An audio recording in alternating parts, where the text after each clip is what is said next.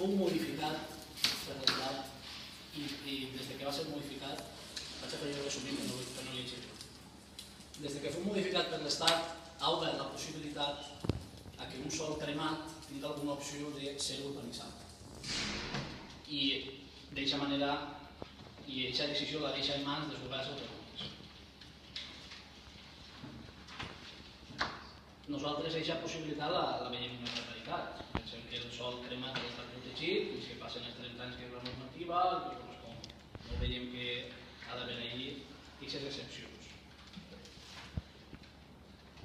Precisament per això, el País Valencià, que estem al govern de la Generalitat, junt al Partit Socialista, ja hem fet la mesura adequada per a això no pugui passar. Rectificant d'aquest article, que s'ha quedat de la següent manera.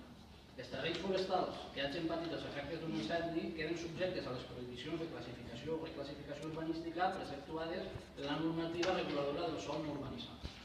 El que demanem així és que no sols les comunitats autònomes que tinguem sensibilitat ecològica es facin aquest esforç i conservem les nostres serres de tot el país. Per això proposem al ple el següent. Exigir al govern central que retiri la darrera modificació de la llei 40 del 2003 i que es reunisca amb les diferents associacions ecologistes i partits polítics per arribar tots junts a una nova redacció al punt 50 de la llei 40 del 2003, sol·licitar a la Unió Europea que creï una llei en aquest sentit que busqui protegir el sòl cremat per incendis forestals i enviar aquesta cosa als diferents partits polítics del govern central